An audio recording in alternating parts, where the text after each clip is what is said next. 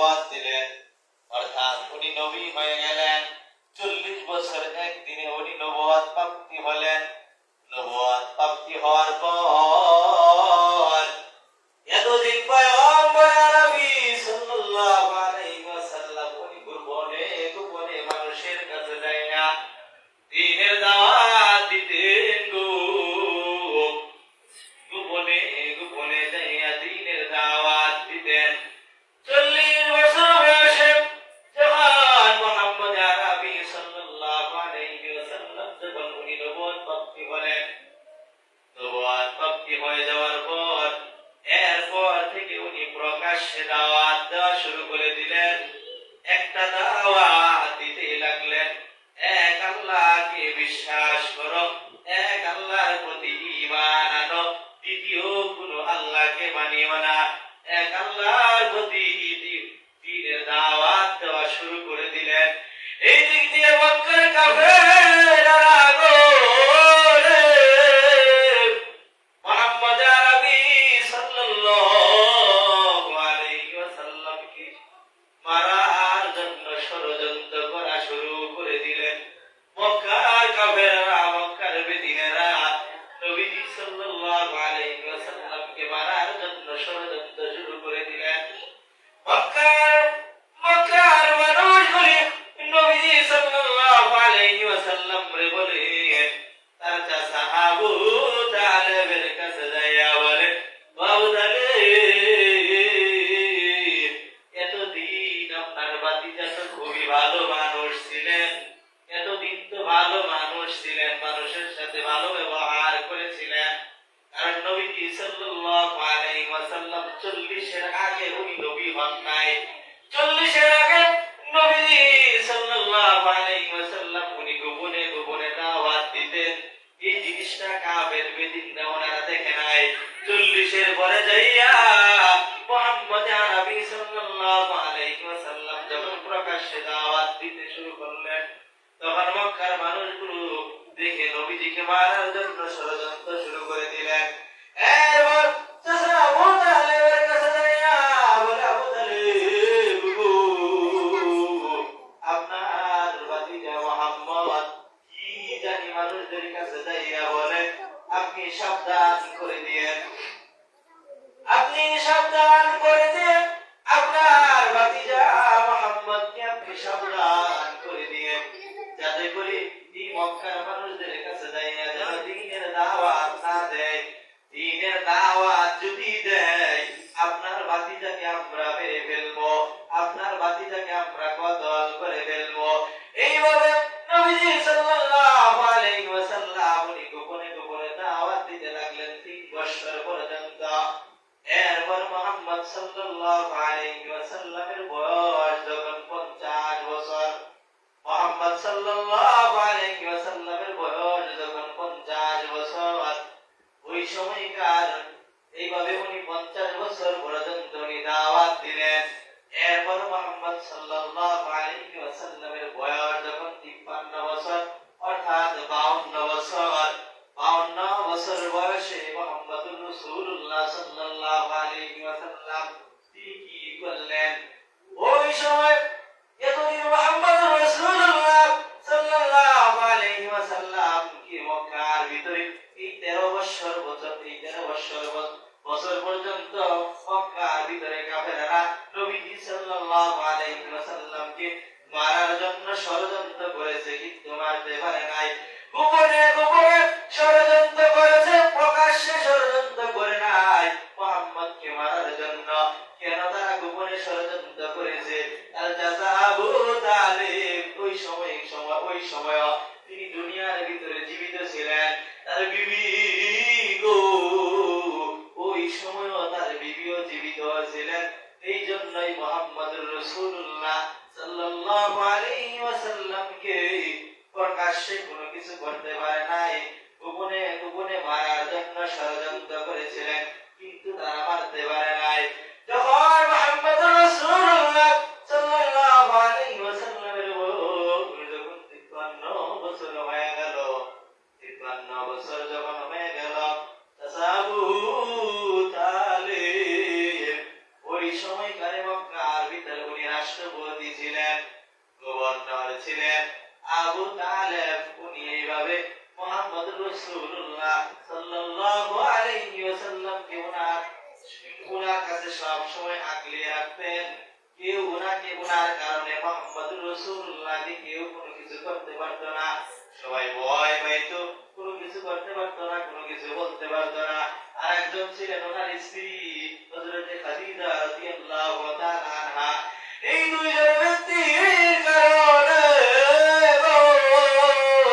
মুহাম্মদ রাসূলুল্লাহ সাল্লাল্লাহু আলাইহি ওয়াসাল্লামকে মক্কার ভিতরে মানুষেরা কোনো কিছু করতে পারতো না, কোনো কিছু বলতেও পারতো না।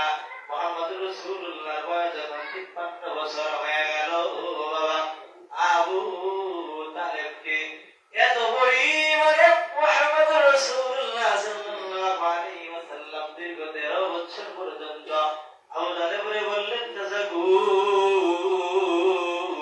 আপনি আমার প্রাণের চাচা, আপনি যেই ধর্মের ভিতরে আছেন গো চাচা, এই ধর্মটাতে একটু আপনি আমার সাথে কালিমা পড়ে মুসলমান হয়ে যান। কিন্তু চাচা আবু তালেব মুহাম্মদ রাসূলুল্লাহ সাল্লাল্লাহু আলাইহি ওয়াসাল্লামের কোনো কথাই তিনি শুনলেন না। এক পর্যায়ে চাচা আবু তালেবের বয়স যখন প্রায় 85 বছর যখন হয়ে গেল রে বাবা গো, তিনি এখন মুমূর্ষ অবস্থায় পড়ে গিয়েছি। মুহাম্মদ রাসূলুল্লাহ সাল্লাল্লাহু আলাইহি ওয়াসাল্লাম তিনি বুঝতে পারলেন যে মুহাম্মদ রাসূলুল্লাহ তিনি বুঝতে পারলেন যে আবু তালেব আমার পরের চাচা গো রে, আর দুনিয়াতে বেশিক্ষণ বাঁচবে না। আমার চাচা যান অল্প কিছুক্ষণের ভিতরে এই দুনিয়া থেকে বিদায় নিয়ে চলে যাইবে। মুহাম্মদ রাসূলুল্লাহ সাল্লাল্লাহু আলাইহি ওয়াসাল্লাম চাচার কানের কিনারে যাইয়া বলে, চাচা গো আপনি বলেন 80-85 বছর পর্যন্ত আপনি মূর্তি পূজারি করলেন, আপনি মূর্তি পূজারি করলেন, দেব দেবীর পূজা করলেন, আল্লাহর সাথে শরীক করলেন। চাচা গো রে, আপনি কিছুক্ষণের ভিতরেই তো আপনি দুনিয়া থেকে বিদায় নিয়ে চলে যাইবেন।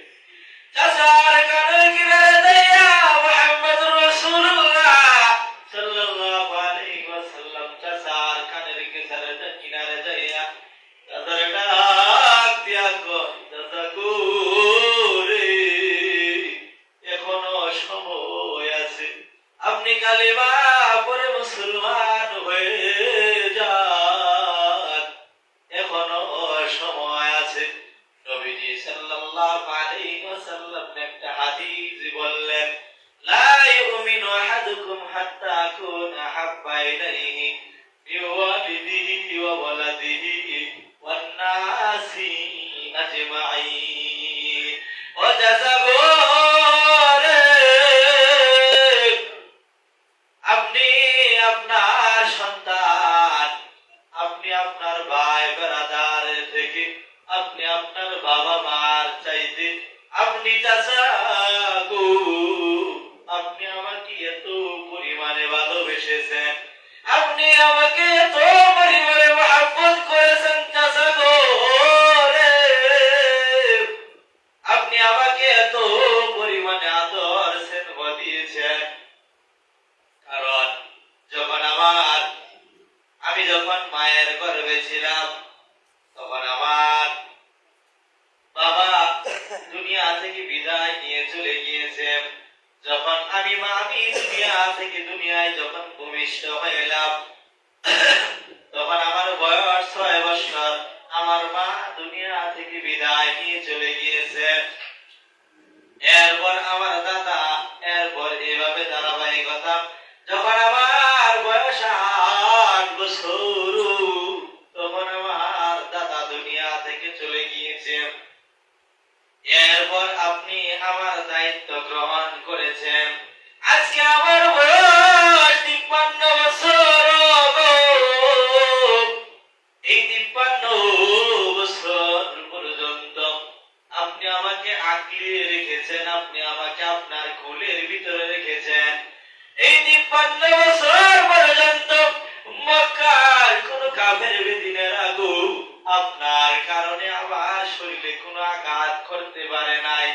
গোপনে গোপনে সিদ্ধান্ত নিয়েছে আমাকে মারার জন্য গো, কিন্তু আমাকে মারতে পারে নাই। চাচা গো, আপনি আমাকে যে পরিমাণ মহাব্বত করেছেন, যে পরিমাণ ভালোবেসেছেন চাচা গো রে,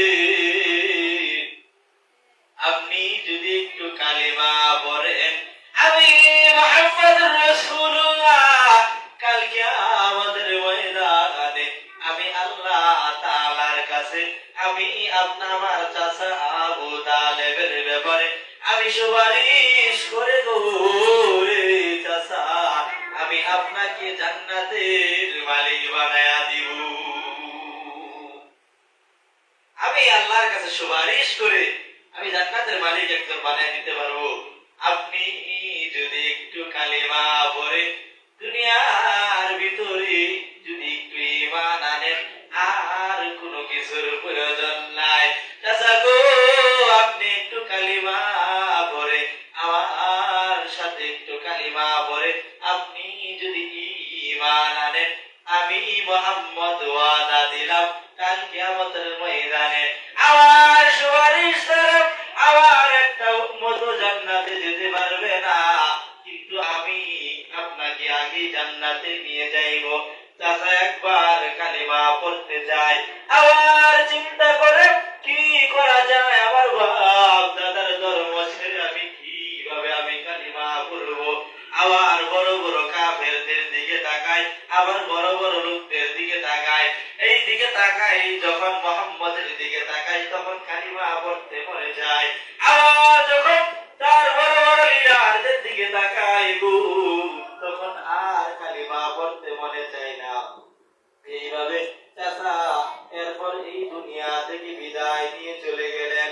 মুহাম্মদুর রাসূলুল্লাহ তখন বয়স 53 বছর পর্যন্ত। নবীর বড় দুঃখ গো রে চাচা, ওই বছরই মারা যায়, আবার ওই বছরই তার প্রাণের বিবি গো, বিবিরে এত পরিমাণে মহাব্বত করতেন, এত পরিমাণে ভালোবাসতেন খাদিজাতুল কুবরা রাদিয়াল্লাহু তাআলা আনহাকে। ওই বছরই খাদিজাও দুনিয়া থেকে বিদায় নিয়ে চলে যায়। মুহাম্মদুর রাসূলুল্লাহ সাল্লাল্লাহু আলাইহি ওয়াসাল্লাম ওই কান্দে আর বলে গো, এই বছরটা আমার দুঃখের বছর, এই বছর আমার চাচাও মারা গেল, আমার বিবিও মারা গেল, আমি মুহাম্মদুর রাসূলুল্লাহ এখন আমি আর মক্কার ভিতরে থাকতে পারবো না। এতদিন পর্যন্ত এই 40 বছর থেকে নিয়ে 53 বছর অর্থাৎ এই 13 বছর পর্যন্ত মক্কার ভিতরে আমাদের কেউ একটা ফুলের টোকাও দিতে পারে নাই, কারণ আমার বিবি ছিল, আমার চাচা ছিল আবু তালেব। এই কারণে এখন দেখা যায় এই মক্কার ভিতরে আমি আর থাকতে পারবো না। মক্কার কাফের গুলো বলাবলি শুরু করতে লাগলো রে, এখন চাচা দুনিয়ার ভিতরে নাই, এখন খাদিজাতুল কুবরা দুনিয়ার ভিতরে নাই, এখনই আমাদের শুধু মুহাম্মদুর রাসূলুল্লাহকে হত্যা করার। তোমরা মুহাম্মদকে যেখানে পাইবা সেখানেই তোমরা মুহাম্মদকে হত্যা করে ফেলবা। সে জানি আমাদেরকে কি জানি দিনের দাওয়াত দেয়, এতদিন তো মুহাম্মদ ভালো ছিল, তোমরা যেখানে পাইবা মুহাম্মদকে সেখানেই তোমরা হত্যা করে ফেলবা। এই কথাটা যখন মুহাম্মদুর রাসূলুল্লাহ সাল্লাল্লাহু আলাইহি ওয়াসাল্লামের কানের ভিতরে যখন আসলেন, আসার পর মুহাম্মদুর রাসূলুল্লাহ সাল্লাল্লাহু আলাইহি ওয়াসাল্লাম মুহাম্মদুর রাসূলুল্লাহ সাল্লাল্লাহু আলাইহি ওয়াসাল্লামের কানের ভিতরে যখন আসলেন এই কথাটা, আসার পর মুহাম্মদুর রাসূলুল্লাহ সাল্লাল্লাহু আলাইহি ওয়াসাল্লামের কাছে আল্লাহ তাআলা জিবরাইল আমিনকে পাঠাইলেন। আল্লাহ জিবরাইল, আল্লাহ তাআলা জিবরাইলকে মুহাম্মদুর রাসূলুল্লাহ সাল্লাল্লাহু আলাইহি ওয়াসাল্লামের কাছে পাঠাইলেন। কেন পাঠাইলেন? যে বললেন এই মক্কার ভিতরে আপনি থাকতে পারবেন না, আপনার এখনো সময় আছে, আপনি হিজরত করে মদিনায় চলে যান। আপনি হিজরত করে মদিনায় চলে যান, এই মক্কার ভিতরে আপনি থাকতে পারবেন না। এরপর মুহাম্মদ রাসূলুল্লাহ সাল্লাল্লাহু আলাইহি ওয়াসাল্লাম ওই 13 বছরের ভিতরে সর্বপ্রথম পুরুষদের ভিতরে আবু বকর রাদিয়াল্লাহু তাআলা আনহুকে তিনি কালিমা পড়ে মুসলমান বানাইলেন এবং আবু বকরকে বললেন, আবু বকর ও মুকদিন, আপনি আমার সাথে হিজরত করে আপনি আমার হিজরতের সঙ্গী হবেন। মুহাম্মদ রাসূলুল্লাহ সাল্লাল্লাহু আলাইহি ওয়াসাল্লাম আবু বকরকে এই কথাটা বলা মাত্রই আবু বকর তিনি প্রস্তুত হয়ে গেলেন, কবে মুহাম্মদ রাসূলুল্লাহ সাল্লাল্লাহু আলাইহি ওয়াসাল্লাম আমাকে ডাক দিবেন, আমি সাথে সাথে মুহাম্মদ রাসূলুল্লাহর সাথে আমি হিজরত করে মদিনায় চলে যাইব। এইভাবে উনি হিজরত করে মদিনায় চলে গেলেন। মুহাম্মদ রাসূলুল্লাহ সাল্লাল্লাহু আলাইহি ওয়াসাল্লাম ঘরের ভিতরে মুহাম্মদ রাসূলুল্লাহ সাল্লাল্লাহু আলাইহি ওয়াসাল্লাম ঘরের ভিতরে বন্দী অবস্থায়, এমন্ত অবস্থায় মুহাম্মদ রাসূলুল্লাহ সাল্লাল্লাহু আলাইহি ওয়াসাল্লাম উনি দেখতে পেলেন যে ওনার ঘরের চতুর্পাশে কাফের বেদিনরা মারার জন্য, ধরার জন্য চতুর্দিক থেকে ঘেরাও করে রেখেছেন। এই দিক দিয়ে মুহাম্মদ রাসূলুল্লাহ সাল্লাল্লাহু আলাইহি ওয়াসাল্লাম উনি টেনশনে পড়ে গেলেন। আল্লাহর দরবারে দোয়া করলেন, ও দয়ার মালিক, কি করা যায়? মুহাম্মদ রাসূলুল্লাহ সাল্লাল্লাহু আলাইহি ওয়াসাল্লামকে আল্লাহ তাআলা জিবরাইল আমিনের মাধ্যমে মুহাম্মদ রাসূলুল্লাহ সাল্লাল্লাহু আলাইহি ওয়াসাল্লামের কাছে পাঠাইলেন।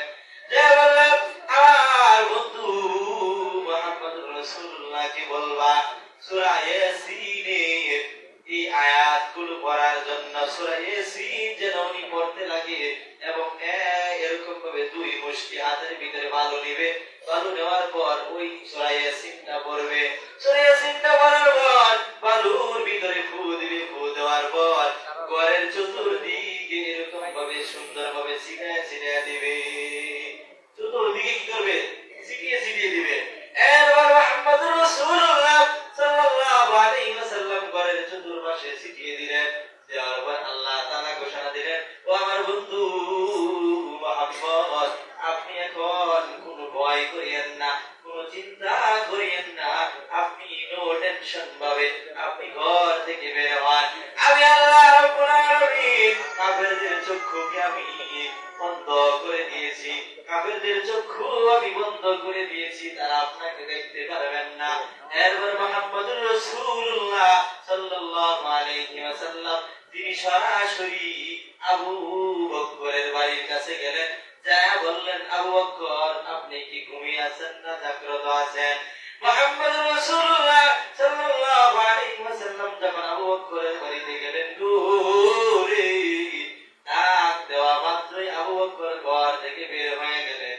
মুহাম্মদ রাসূলুল্লাহ বললেন, আবু বকর তুমি কি ঘুমাও নাই? তোমার কি ঘুম আসে না?